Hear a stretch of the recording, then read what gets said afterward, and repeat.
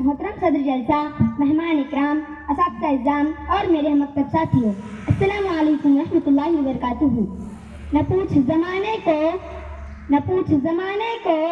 کہ کیا ہماری کہانی ہے، ہماری پہچان تو صرف یہ ہے کہ ہم ہندوستانی ہیں۔ عزیزان محترم، ہم تمام لوگ ہندوستان کی 78ویں یوم آزادی کی خوشی منانے کے لیے یہاں پر جمع ہوئے ہیں، اور ہم تمام لوگوں کے لیے بہت ہی خوشی اور مسرت کی بات ہے، کیونکہ ہمارا دیش ہندوستان 1857 عیسوی سے لے کر 1947 عیسوی تک پورے 90 سال تک انگریزوں کی غلامی میں رہا۔ اسی غلامی سے آزادی دلانے کے لیے ہمارے علماء اور مشائخ نے بھرپور جدوجہد کی۔ ایک طویل مدت تک جدوجہد کرنے کے بعد 15 اگست 1947 عیسوی کو ہمارے دیش کو آزادی دلوائی۔ اس آزادی میں ہمارے علماء اور دانشوروں نے ایسی تکلیف اور شدت کا سامنا کیا کہ جس کا ہم آج تصور بھی نہیں کر سکتے۔ خود انگریز مورخ لکھتا ہے، دہلی سے لے کر پشاور تک روڈ کے کنارے جتنے بھی درخت تھے ان میں سے شاید کوئی درخت ہوگا جس پر علماء کو لٹکایا نہ گیا ہو۔ صرف یہی نہیں، آگے مورخ لکھتا ہے، علماء کی 12,000 کی تعداد میں علماء کو پھانسی پر لٹکا دیا گیا ہے،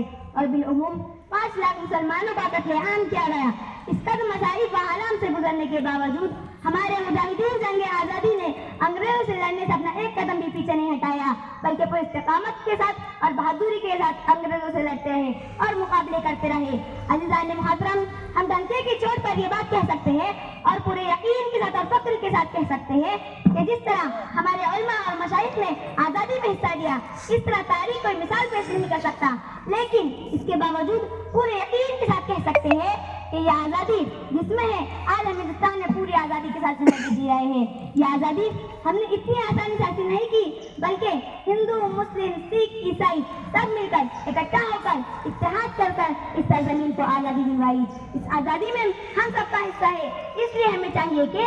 اس دیش میں امن و امان قائم کرنے کے لیے جس طرح ہمارے علماء نے ہندوستان کی بقا کے لیے ہندوستان کی گنگا جمنی تہذیب کو باقی رکھنے کے لیے اتحاد کیا اور انگریزوں سے جنگ کی۔ محترم سامعین، یہ آزادی ہم نے اتنی آسانی سے حاصل نہیں کی، ہم سب نے اس میں بہت خون بہایا، جس کا ہم آج تصور بھی نہیں کر سکتے۔ خود انگریز مورخ لکھتا ہے، وہی مولانا ابوالکلام آزاد جس کی تاریخ کو پڑھ کر ہمیں آج فخر محسوس ہوتا ہے، وہی مولانا ابوالکلام آزاد جس نے آزادی کے لیے اپنا تن من دھن سب لٹا دیا تھا۔ ان کی بیوی کی طبیعت خراب تھی اور وہ خود جیل میں پھنسے ہوئے تھے۔ نہرو جی گئے اور کہا کہ مولانا انگریز کہہ رہے ہیں کہ آپ لکھ کر دیتے ہو، ہم مولانا کو آزاد کر دیں گے، لیکن مولانا نے اس وقت جو جواب دیا، جو تاریخ کے جملہ کہا تھا کہ ایک طرف میری بیوی بیمار ہے، یہ حقیقت ہے، لیکن دوسری طرف میری ماں انگریزوں کے چنگل میں پھنسی ہوئی ہے۔ ہاں، چلتا ہے خنجر تو چلے میری رگوں